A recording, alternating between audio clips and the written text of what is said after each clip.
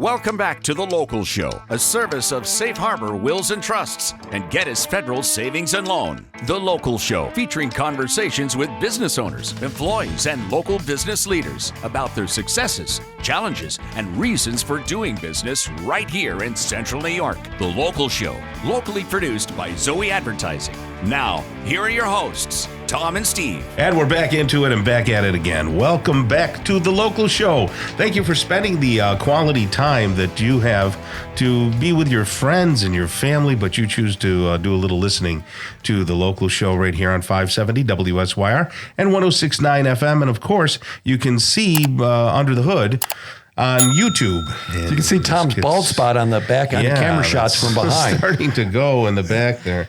You know, it depends if I have too much hair gel in or not. What's hair gel? Hey, you don't use hair gel. You need scalp gel. You need that stuff that is on that Bugs Bunny thing when they did that. Scalp moisturizer. Yes, no, it's true. I don't need hair gel. Oh, good golly. Well, we all get old and start to die. So anyway, on that uplifting note, let's talk to Elijah Pacini. Elijah sounds like an opera singer. Elijah Pacini is the owner of MELO Roofing. So I don't know if those two worlds collide, you know, opera singing and roofing. I mean, I can sing, but it won't happen here. Right. I get you. It's only a 2-hour show.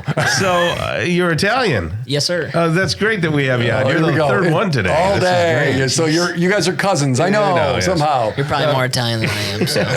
Really? With a name like Pacini, I mean, my goodness. Father, obviously. You know, yeah, my grandparents. Yeah, so my grandfather. So. Yeah. Your mom Italian or no? No, she's more German. German? Okay, yeah. Gotcha.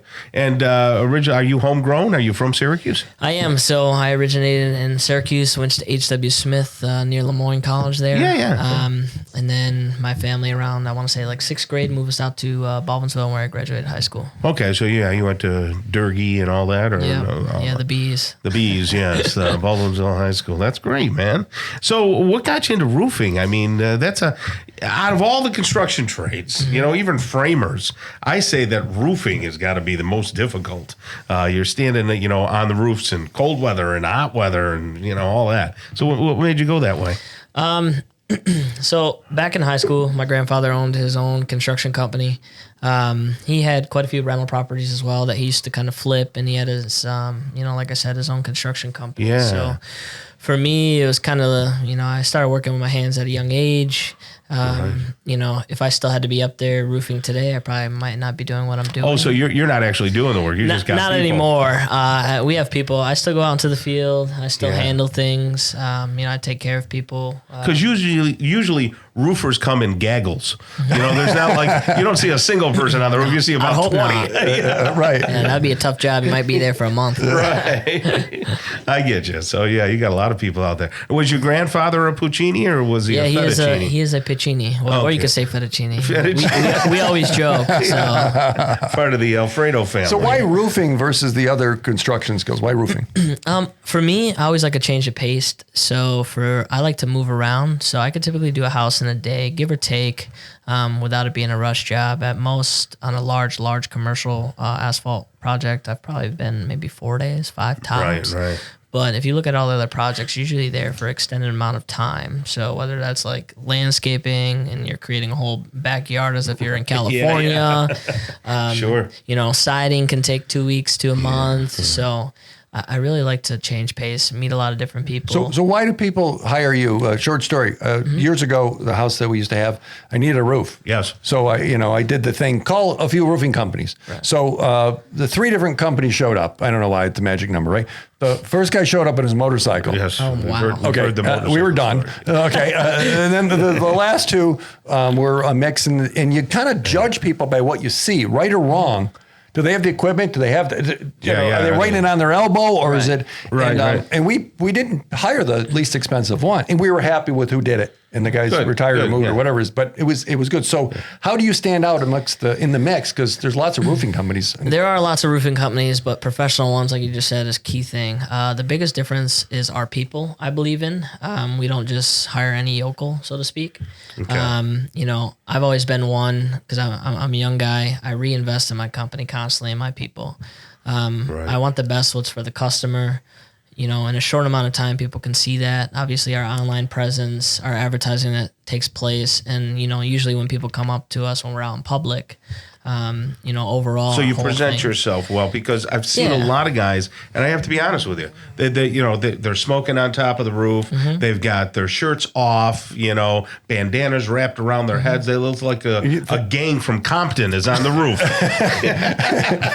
No comment. I have seen it, but we do not authorize that one. So. Yeah. Okay. So you're a little bit different. Everybody. Yeah, we like to be clean cut, straight to the point. Ultimately, you know, if people don't serve our same values in the company to the customer, then they're really not a fit for us. I don't like to have, you know, in the earlier days, so to speak, people just have bodies around. Right. I want people that are ultimately going to. So what's with the MELO roofing name? Yeah, the name. What's the MELO? So most people think of Carmelo Anthony. So I grew up a MELO fan. Oh, okay. So Syracuse basketball.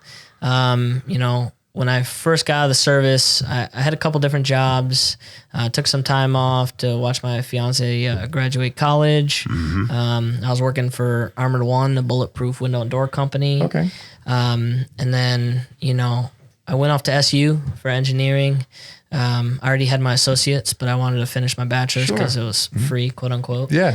Which branch of the military? Army. All right. Fort Hood, Texas. Thank you for serving. Yes, thank you, man.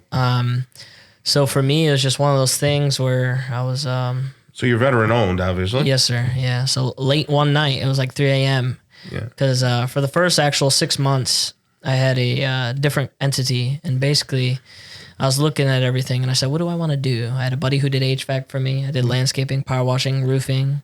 Not afraid of work, Tom. Yeah, No, right. I wanted to see what our market demanded. Sure. So ultimately, after 6 months span, I really realized you have to niche down. All these other guys that want to go and do 12 jack of all trades kind of thing. We only do roofing. I bet you get a lot of referrals. We do quite a bit. Yeah, I'd say it's number one. Really? So, yeah. Yeah, that's your number one way of doing it. So re-roof, is it ever good to re-roof? I personally do not recommend it. You know, if somebody is okay with, I guess, you know, kind of skimping out, but the next homeowner is going to have to deal with it. It's not the right thing to do. No.